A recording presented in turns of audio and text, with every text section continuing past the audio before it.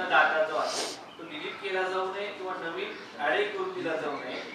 पराभूत जे उमेदवार आहेत त्यांना त्यांच्या शंकांचं निरसन करण्यासाठी इंजिनियर नियुक्त करून त्या संदर्भात तुम्ही 15 दिवसात उत्तर द्या असं सर्वोच्च न्यायालयाने म्हटलं. सर्वोच्च न्यायालयाने म्हटल्याबद्दल आम्ही त्यांचे आभारी आहोत. सर्वोच्च न्यायालयानं आमदार अपात्रतेच्या संदर्भात बरंच काय म्हटलं होतं. तेव्हाही आम्हाला आशा होत्या, पण चंद्रचूड साहेब गेले भारतीय जनता पक्षाच्या टिळा लावून.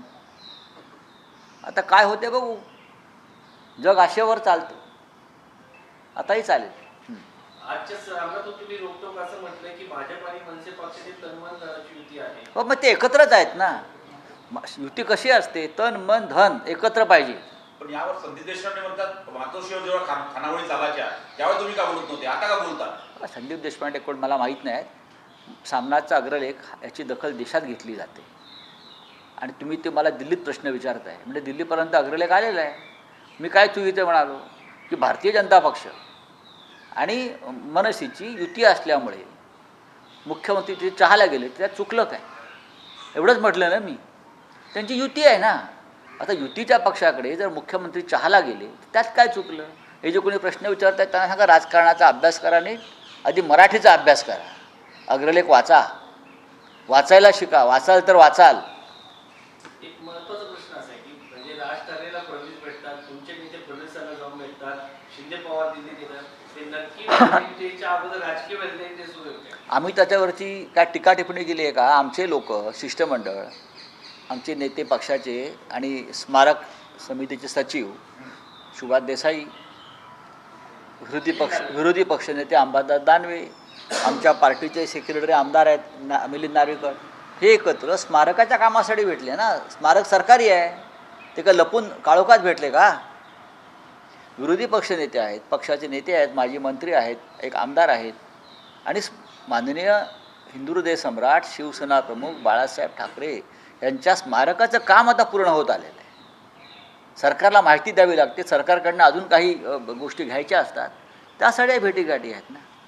सर आज डीलर जो है आम डीलर अभिषेक वर्मा इन्होंने शिवसेना शहाजी महाराजांची समाधी आहे त्याच्यावरती छप्पर देखील आहे. कुठे? कर्नाटकमध्ये शहाजी महाराजांची समाधी आहे, त्याच्याकडे अत्यंत दुर्लक्ष झालेलं आहे. कालपासून याच्यावर समाज माध्यमामध्ये अत्यंत नाही, चुकीचे आहे. छत्रपतींचे पिताजी शहाजीराजे ह्यांच्या समाधीच्या बाबतीत जर ही दुरावस्था असेल आणि जरी ते कर्नाटकात असेल, कारण त्यांचं बरंचसं काळ हा विजापूरला गेलेला आहे, शाहू महाराज आपलं शहाजीराजांचं, तर त्यांना कदाचित शाहू महाराज छत्रपती शिवाजी महाराजांच्या वडिलांविषयी फारशी माहिती नसावी असं दिसतंय. तर महाराष्ट्र सरकारनं ही कर्नाटक सरकारला त्या संदर्भामध्ये माहिती करून दिली पाहिजे आणि ती जबाबदारी महाराष्ट्र सरकारने घेतली पाहिजे. संसदेच्या परिसरामध्ये ऑपरेशन टायगरवर चर्चा सुरू झाली. ते म्हणतात की ऑपरेशन टायगर नाही, हे ऑपरेशन गिलरी आहे. ऑपरेशन गिलरी असू द्या ना, बोलू द्या ना बोलू द्या ना. जेव्हा ऑपरेशन पूर्ण होईल तेव्हा बघू ना. सोपं आहे का? झालं, एकदा करून झालं तुम्ही बेसावध असताना, ठीक आहे. आणि म्हणून तर तुम्हाला हे हत्यारांचे दलाल पक्षात घ्यावे लागतात, पुरस्कार विकत घ्यावे लागतात. हां, महादजी शिंदेंच्या नावानं ज्यांनी झाशीच्या राणीला मदत नाही केली त्यावेळेला, आणि झाशीची राणी ही तिला हौतात्म्य पत्करावं लागलं. चला, धन्यवाद. बोलिए. डॉक्टर अभिषेक वर्मा जो हत्यारों के दलाल उनको शिवसेना ने अपने पार्टी में लिया है.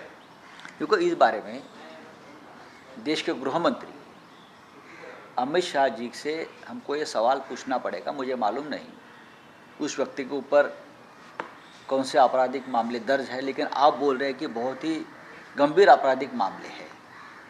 तो अब अमित शाह जी के पास ईडी है, सीबीआई है, हाँ, पुलिस है, और ये शिंदे गुट यानी क्या है, उनकी पार्टी है ना, सिस्टर कंसर्न सब्सिडरी कंपनी है उनकी.